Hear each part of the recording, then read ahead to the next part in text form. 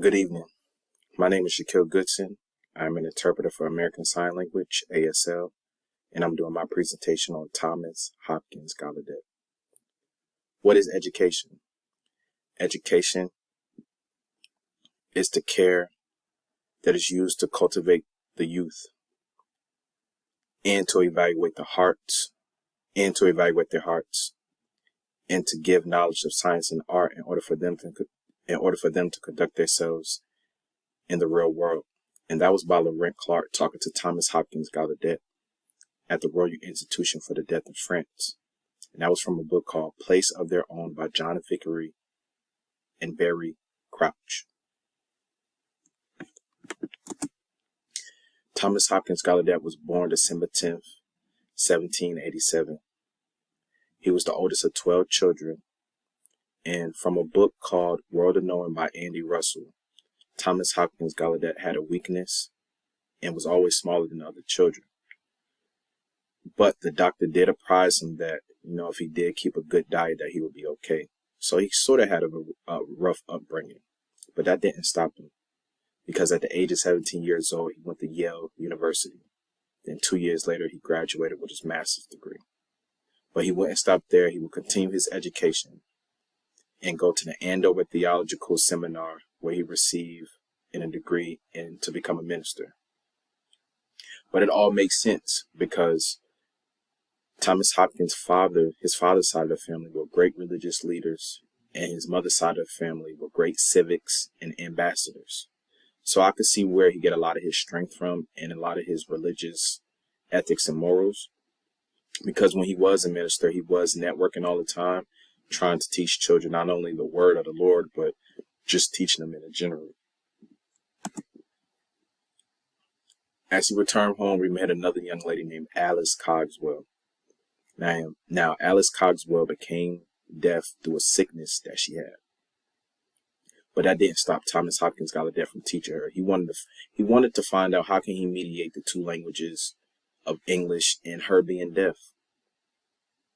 So what he did was he did teach her how to spell, but he wasn't successful at the reading. So Alice Cogswell's father was a pretty wealthy man. What he did was he sat down with Thomas Hopkins Gallaudet and decided to send him to the Brainwell School for the Deaf in Europe.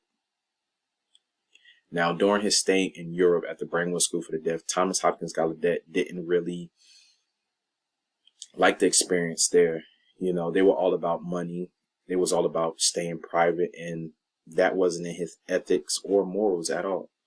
They wanted to keep what they know about sign language and being deaf into their institute instead of them spreading it out and giving a chance for other people to learn what they know. So he kind of felt uneasy, but his prayers will be answered because he did meet his future colleagues, his French colleagues, which is Abby Sicard, who was the leader of the Royal Institution for the Deaf, and his two protégés, John Massou and Laurent Clark. Now, Laurent Clark and Thomas Hopkins Gallaudet will become great friends.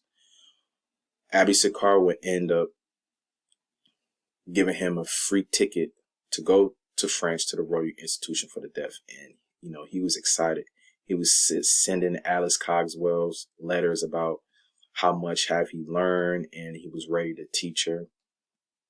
And during this time, there was a published copy of the alphabet for French Sign Language, and that was published by Pablo Bonnet. Now, according to the book Place of Their Own by John Vickery and Barry Crouch, there was a French man who wanted to come back to the States, French deaf man who wanted to come back to the States with him. But also according to the University of Gallaudet, Thomas Hopkins ran out of money, and it was time for him to go back to the States.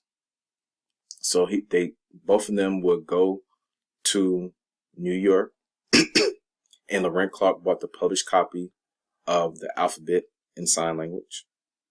And this is where they would start their journey. They created the New York Institution for the Deaf through help from locals and networking and marketing, saving money. And then after they continued that, they decided to come back to Connecticut and this is where he would teach Alice Cogswell sign language. Now, through networking, Laurent Clark and Thomas Hopkins Gallaudet will save $5,000, but they will also get another $5,000 from the Connecticut schools for the deaf. Well, not the Connecticut schools for the deaf, but the Connecticut schools during that time gave him an additional $5,000. Now, during this time, it was called the American Asylum for the Deaf and Dumb. And, that didn't sound right. Eventually, it would be called the American School for the Deaf. And his first student was, of course, Alice Cogswell. Excuse me. And then they would have an additional student, a sixth student named John Brewster. Now, John Brewster was 51 years old, and he was deaf, and he was actually a close family member to the Cogswells. And this presentation was just to show you how American Sign Language came to the United States. Its roots started from France.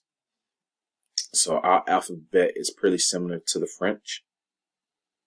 And what would happen is when they got here, they took a lot of the English vocabulary, but also created their own type of signs for that English vocabulary.